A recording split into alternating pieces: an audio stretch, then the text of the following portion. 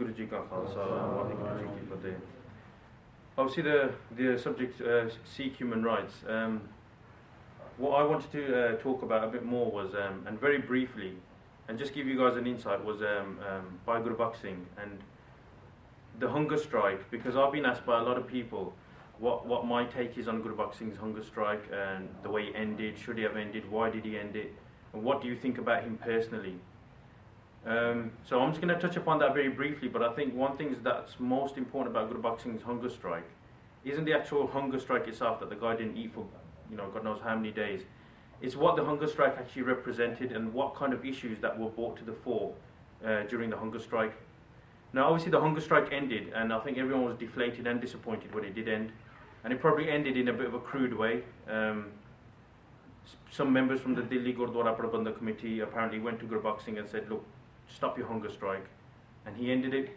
And they weren't even senior members of the Delhi Gurdwara Prabandhak Committee. They were just some minor guys who went there and done the request. There's also people saying that Gurbaksh Singh basically bottled it. He started talking about his family, who's going to look after my son Jujar Singh, who's going to look after my wife and my family, who's going to take care of them. But from Gurbaksh Singh's own mouth, what he said was the reason why I ended the hunger strike was because the families of the people that were in prison, the 6 Singhs that were in prison that I wanted released, they put a request into me and saying, we want you to end your hunger strike. Now, a lot of issues were brought to the fore, and one of the family members of by Lakhwinder Singh Lakha, who was in prison, one of the 6, his family member said that we made no request to Gurbaksh Singh. We didn't tell him to end his hunger strike. We told him not to. We haven't told him anything. He didn't ask us when he done the hunger strike. He asked Guru Maharaj and done ardas. So why is he saying that he's going to end it on our behalf? We haven't said a single word to him. So then the question from a lot of people, and I was getting asked a lot of these questions, and they were saying, so why did he end the hunger strike? Was it about money? Because some people said that the Delhi Gurdwara Prabandhak Committee said, yeah, have this money and then end the hunger strike, and you go home and be on your way, and let's forget this issue about Sikh human rights. But from as far as I know, Gurbaksh Singh got quite a bit of money from the last hunger strike. So I don't think money was really an issue. And I think what Gurbaksh Singh's hunger strike did was, it took people's faith away from hunger strikes, because at the moment currently there's a Singh in Delhi who's trying to do a hunger strike, and people have no faith in that system anymore. And this reminds me from, before the 1960s, there was somebody called Fateh Singh and a second person whose name eludes me now. They both done hunger strikes for Sikh human rights and civil rights. They were saying Sikhs aren't being treated properly, so we're going to do hunger strikes. When it was the do or die situation, both of those two people who were respected at the time, they ate and they drank juice to break their hunger strike because they couldn't take it to the end. Then there was somebody called Darshan Singh Feruman, who in 1965, when they split Punjab and they took Chandigarh away from us, which was the capital of Punjab, they basically split Punjab. Darshan Singh Feruman said, I will fast until death unless Chandigarh is returned back to us. Now Darshan Singh Feruman took it to the end and he became Shaheed in 1965. He basically, the insults that Sikhs were facing because of the 2 previous failed hunger strikes, he took that away because he took it all the way to the end. Unfortunately, what's happened with Gurbaksh Singh is, he's taken us back a step to the point where people are a bit, they feel embarrassed by hunger strikes now. They feel embarrassed that in 2 attempts, both attempts have failed. People are saying that we all know what our strengths and weaknesses are. If we have attachment with our families, over attachment with our families, why would we be telling the whole world that we're ready to die? This is the gripe that people have with this hunger strike, because what had happened with the hunger strike was there was a people's movement, there was hope, there was aspiration that yes, maybe, finally we've got someone that might do something. And in any case, there's an argument to be had that hunger strikes we shouldn't be doing in Sikhi anyway. We should be keeping ourselves fit, healthy and strong and battling systems and not letting our bodies waste away into nothing. So there's that argument as well. So, I think what's been quite good about the Qaum and the Panth really has been that no one's really pointed their finger at Gurbaksh Singh. Nobody really has. They've just quietly been as disappointed as normal. In the leadership that we've had in the past 30 years since Sant Pindrawale, in the Sikh organisations that we've had, it was just another letdown, and people just quietly got on with their way. And I've got no personal enmities towards Gurbaksh Singh, you know, a fateh to him, and good luck with his life. But what the hunger strike did was it let down a Qawm. But what I find, and what I think that what a lot of people missed in the hunger strike, was what it sort of showed in India, what it represented. And I'm just going to touch briefly upon what it represented, because we got fixated upon one man's hunger strike, that he's not going to eat and he might die, that, you know, Singhs will be released or I'll say my final fateh. And people were fixated on that. They forgot that behind that hunger strike, there was a whole story. And I'm just going to briefly, without too many dates and names, I'm going to briefly narrate the story to see how did Gurbaksh Singh get to where he was. How did these political prisoners get to where they were? So I'm going to take it back to 1984, and I'm not going to go through what happened in Delhi or Operation Blue Star. We've got quite a few videos of RajoanaTV on that. But it's safe to say that when the Indian establishment decided that we were going to, you know, make a full throttle military siege on Harmandir Sahib, and we're going to get as many victims as we can, they needed all the armaments that they have. So what did they use? They used Vijayanta battle tanks. Now Vijayanta battle tank weighs multiple tons, just one. Now if you imagine, it weighs multiple tons and it can hit its target from 3 miles away. So if you imagine 3 miles away, a tank can hit its target. They had 12 of those crush our Parkarma and point towards Sri Akal Takht Sahib. 12 of those. They had the Special Frontier Force, they had the Border Security Force, they had the Punjab Armed Police, the National Security Guard, they had howitzer helicopters, Russian-made jet bombers, they had Israeli gas helmets, and they used the same armaments, the same weapons they used against Pakistan, a whole aggressor nation, and China, they used against our small Harmandir Sahib. But when they took the effort, if they made such a big effort to get all those armaments and weapons and all those men there, more probably close to 200,000 men, they'd mobilized the Navy, the land, and the Air Force. If they had brought all that to the door of Harmandir Sahib, do you think they were going to say, all right, job's done now, let's take it back to Delhi now, everyone go back? They stayed. And what people often forget is that if Sant Bhindranwale was the fountainhead of all the trouble, if Sant Bhindranwale was the cause of all the turmoil in Punjab, then his Shahidi in June 1984 should have put an end to it. If someone says like Saab's the cause of all the chaos in the Qawm, he's the reason why people are getting radicalized, he's the reason why this is happening, if somebody takes me out, then that should put an end to the problem. But what happened after June 1984, which really does prove that Sant Bhindranwale was just a convenient excuse for what happened. What happened after 1984 was that using those same weapons and that same manpower, they combed the streets, the fields, the colleges of Punjab, and they picked out people like you guys, people who wear kade, people who wear chunniya, dastara, and eliminated them. Now, it can be said that India is quite a barbaric country, and it's not just Punjabis who face the brunt of that kind of killing, police killing, because in India, police officers, whether they're in Delhi, Bombay, Calcutta, wherever they are, they're on minuscule salaries, they're on really low salaries. And there's a lot of pressure on them to get convictions, to get promotions.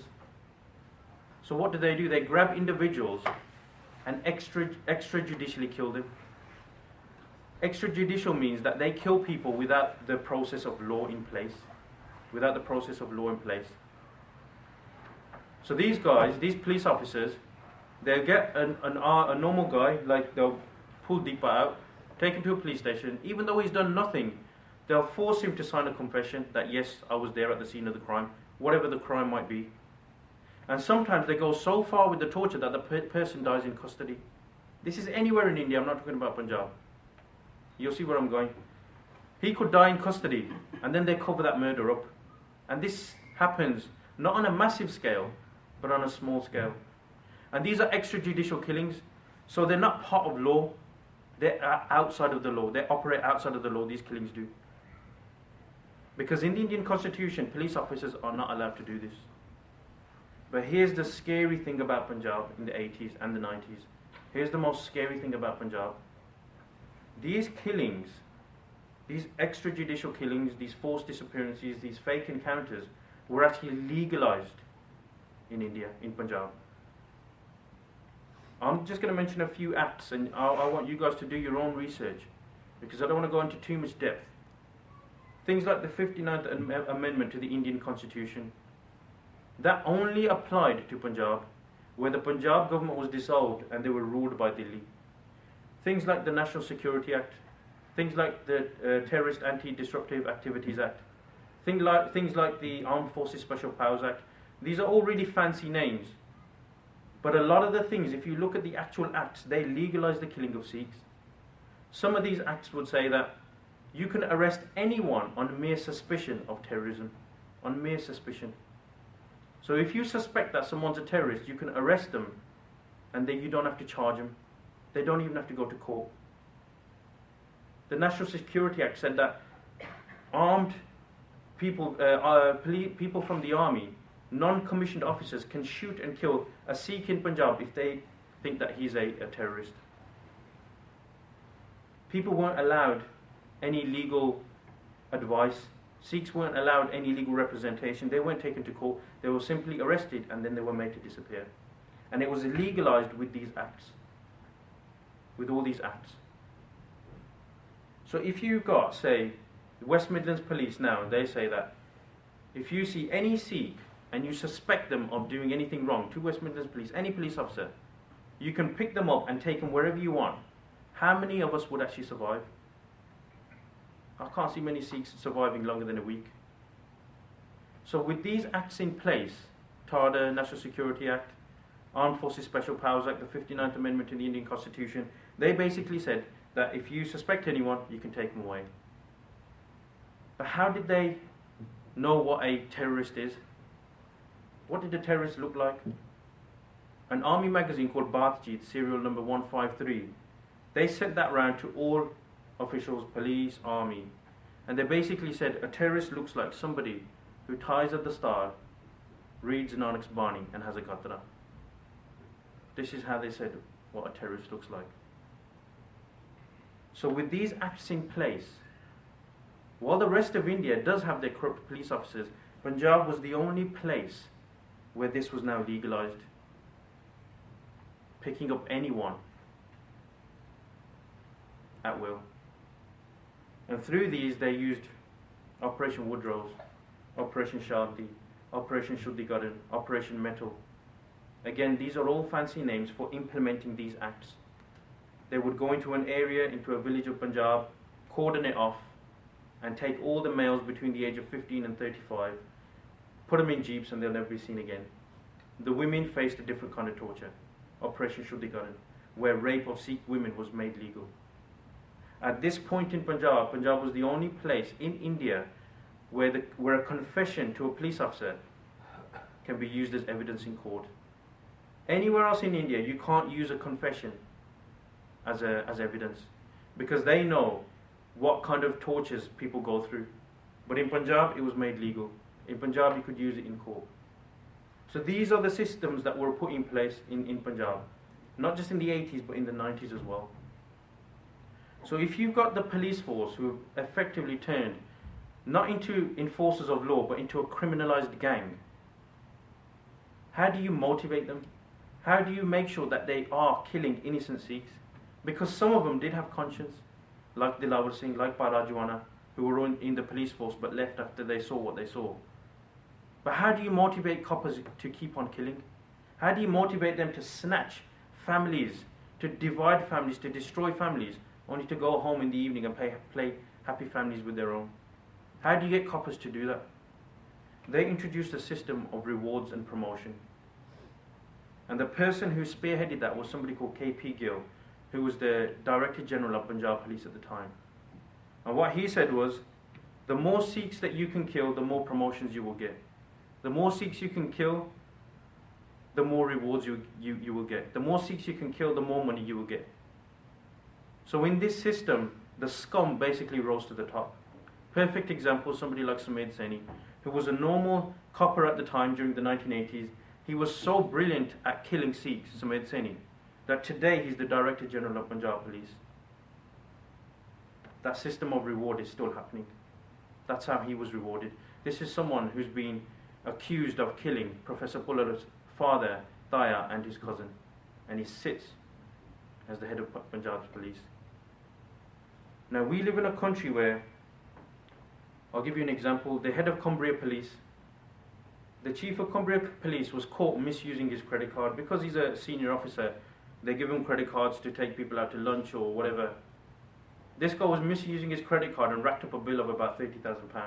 He was booking holidays and all sorts, fancy dinners with his wife, whatever.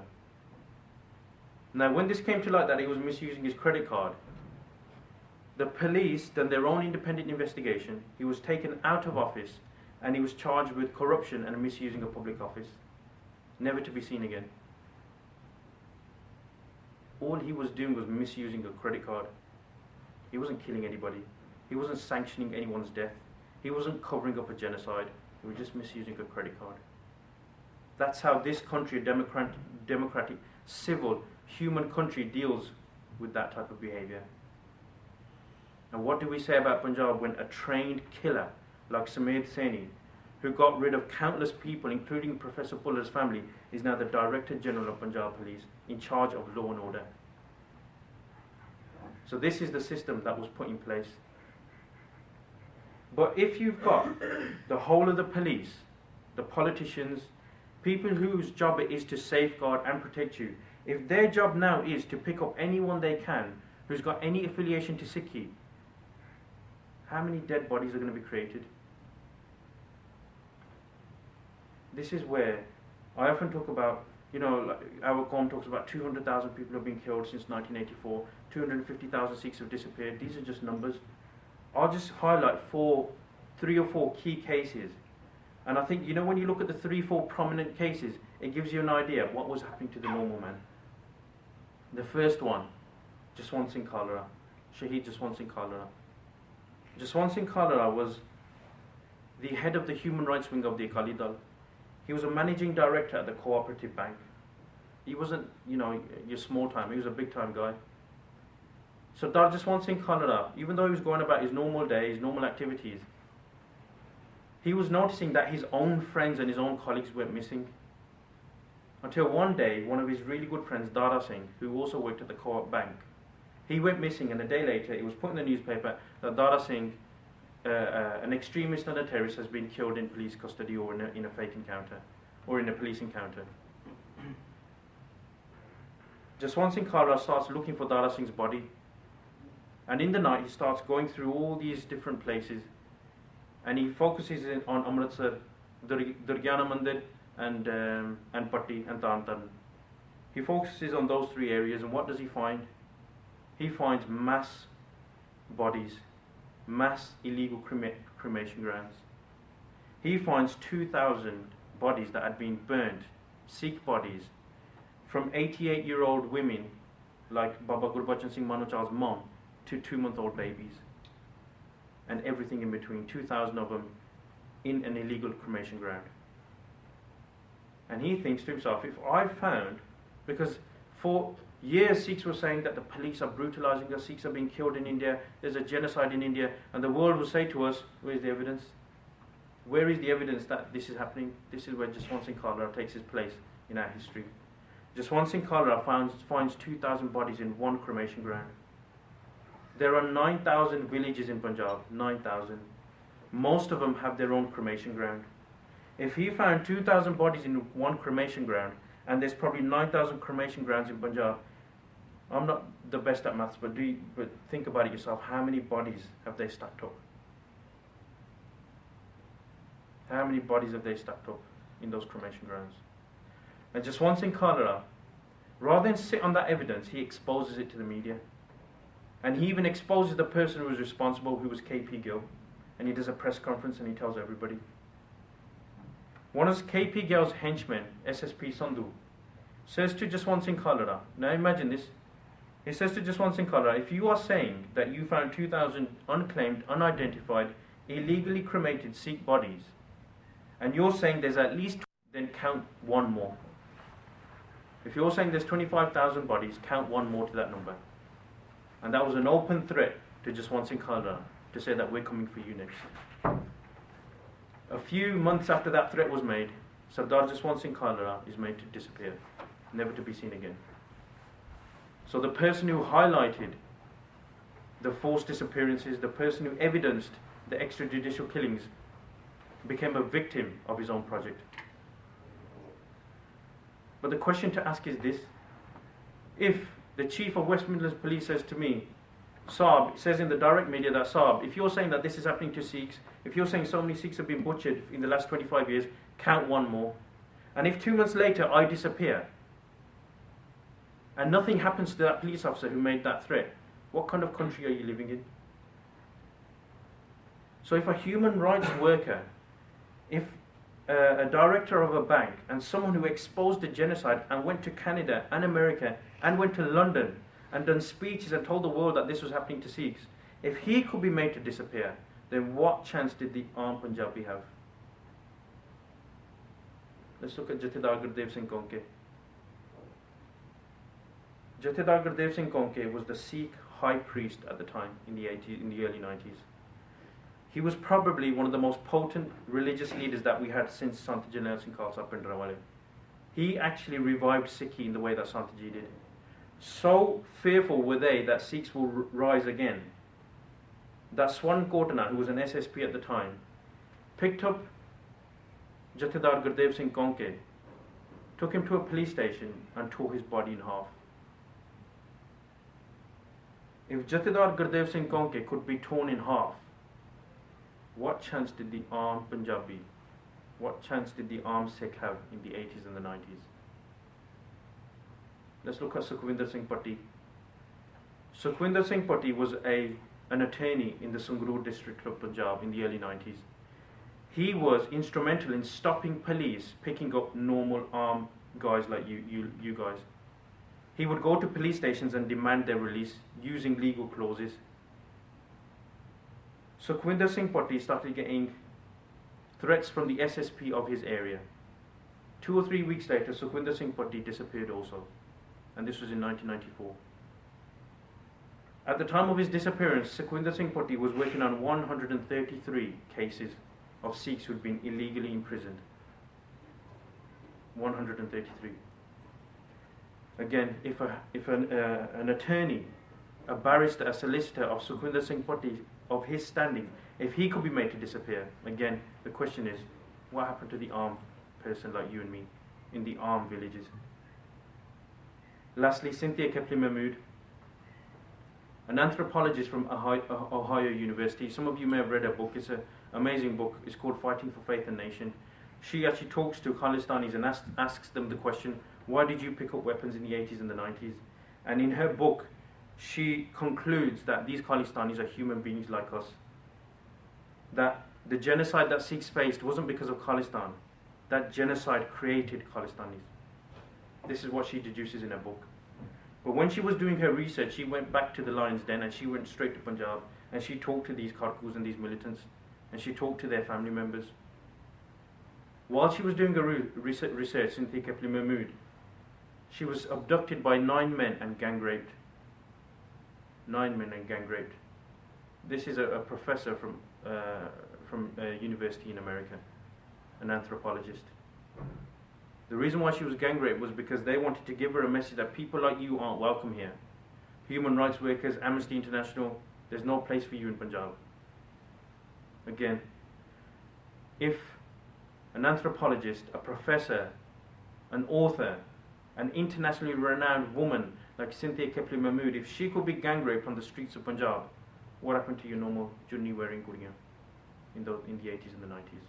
What happened to those girls in those dark days?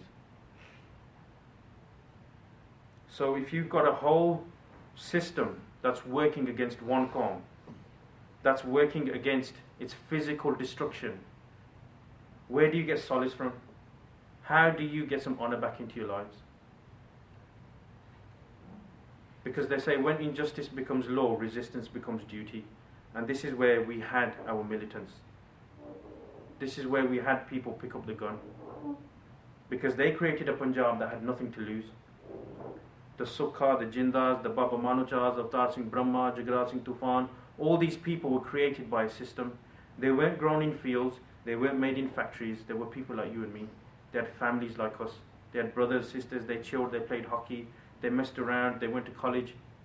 But what did that mean when their life was turned upside down and every single member was decimated?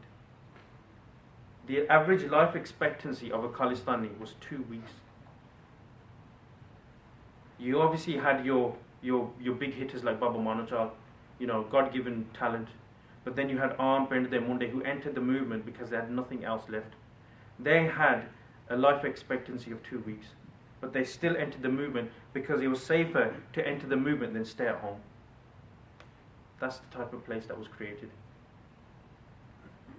And this is when I link all of this back to Gurbaksh Singh's hunger strike.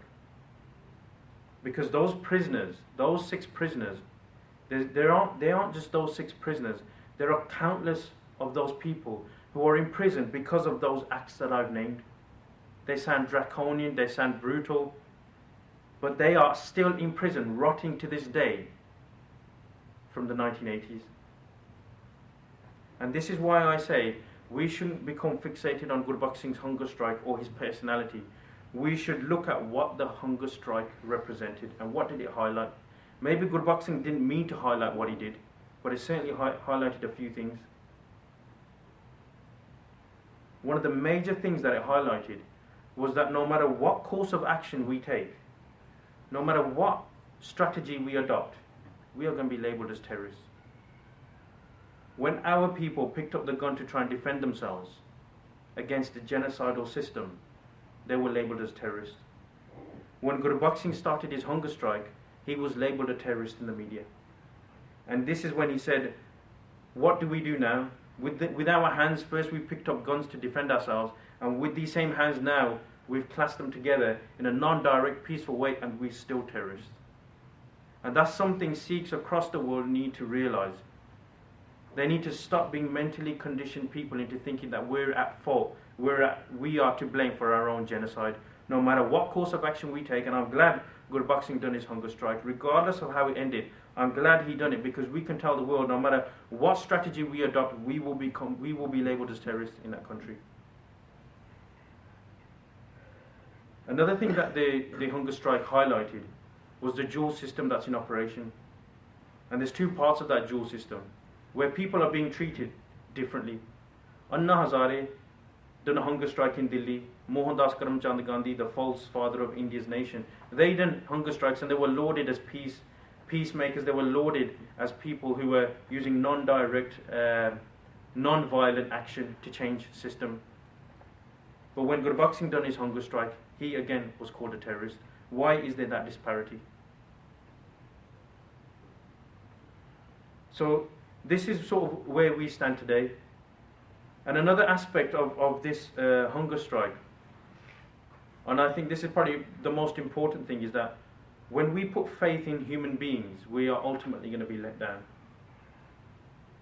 And only, I think, when Guru Gobind Singh with his own hand, and this probably happens every 100, 150 years, with his own hand he'll send someone who shakes our enemies and our own qawm at its roots. And somebody like Sant Bhindranwale, somebody like Banda Singh Bahadur, somebody like Baba Deep Singh, they come every 100 years, 150 years.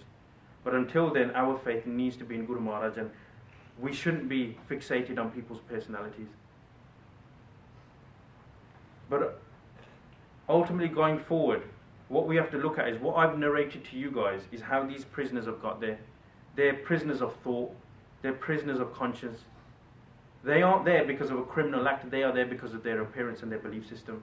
And if anybody wants proof of that, even if they take Jaswant Singh Khalra to a side, Jathedar Konke, if you take all of these people to a side, Indira Gandhi, in her own letter in February 1984, she wrote a letter to Indira Gandhi wrote a letter to Margaret Thatcher after Operation Blue Star, 1 month after Operation Blue Star, and you can read these letters because they were available after the British collusion thing happened in February.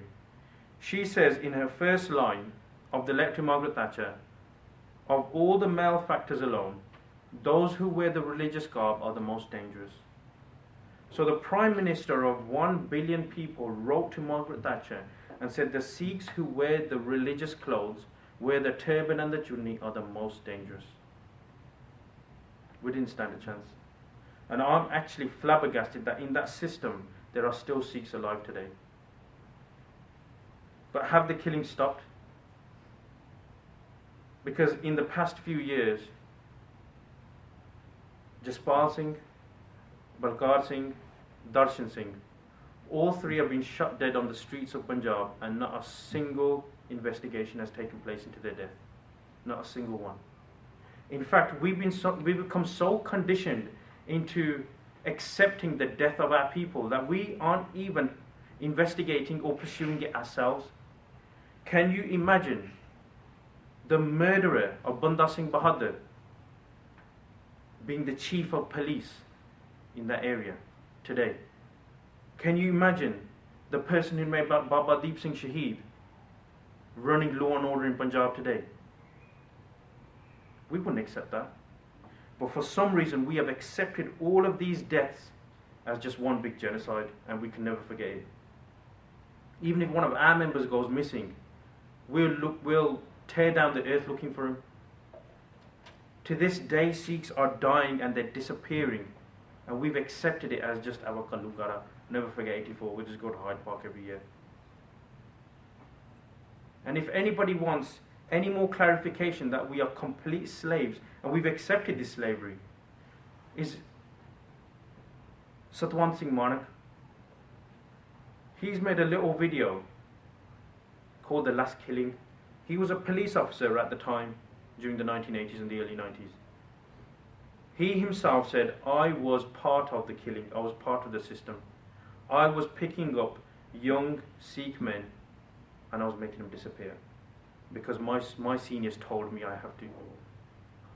But what changed him was, he said, I was at a riverbank and a 14-year-old boy was dragged out of a jeep, and I was told that he's an Attawadi, he's a terrorist.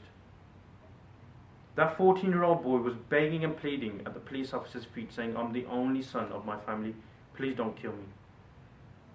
He said they shot him in the head, they ripped his stomach open, took his intestines out, and then threw him in the river.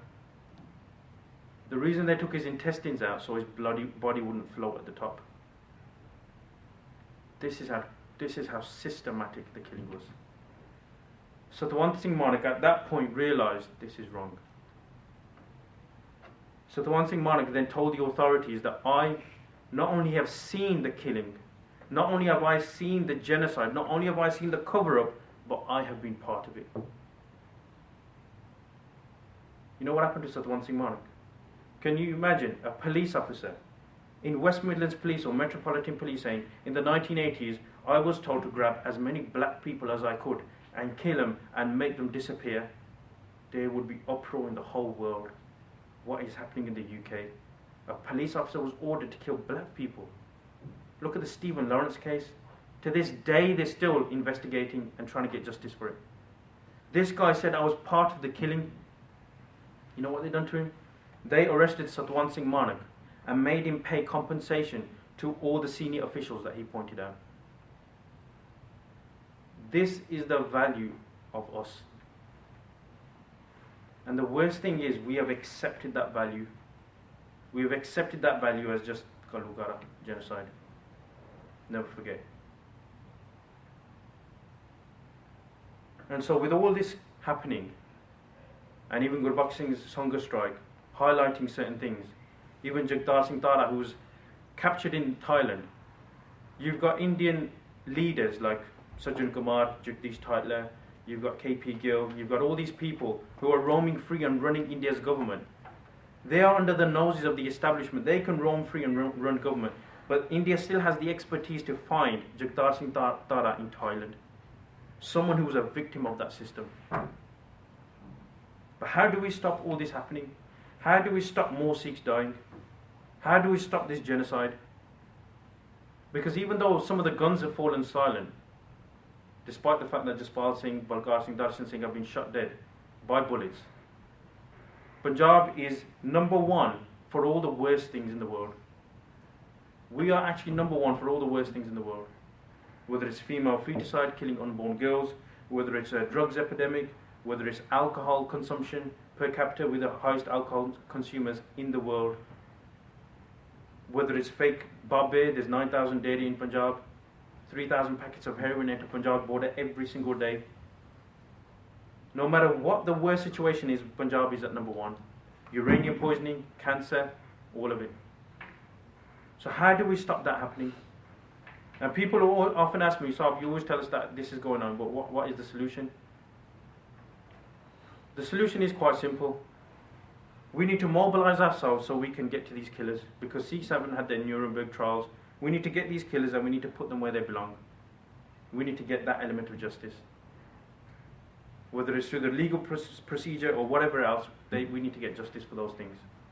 But the question I often ask, whether we talk about Delhi or the genocide in Punjab or Operation Blue Star, Operation Woodrow, Shuddhikarn, you name it, what has changed in India to make sure none of this ever happens again? Can anybody tell me, even the current Prime Minister, Modi, can he tell us that there's been a law enacted to make sure no Sikh is ever the victim of a genocide again? Nothing's changed. So Sikhs need to find a solution themselves. And like I said, I'm often asked what the solution is. Deep down, as a Sikh, as a son of Guru Gobind Singh and a daughter of Guru Gobind Singh, we all know what the solution is. And it is really that simple. We have a system of langar and a system of daswand. That is an economy. We have a system of Panj Pyare. That is a magistrate system. We have an Akal Takht. That is a Supreme Court. We have Guru Granth Sahib Maharaj. That is a constitution. We have the Khalsa, and that is an army. If that isn't a blueprint for your own nation, I don't know what is. Maharaj has given you the solution. But before we liberate any piece of land, before we claim any nation or any country, we need to liberate ourselves up here. Because at the moment, the world will tell us that the only way Sikhs can protest, the only way Sikhs can highlight their cause is with a hunger strike, with a petition, or with a placard. By begging governments who are responsible for our killings. That's what the world is telling us, that this is how we are supposed to get our justice. So before we liberate any piece of land, before we think of a solution, we liberate ourselves. Waheguru Ji Ka Khalsa, Waheguru Ji Ki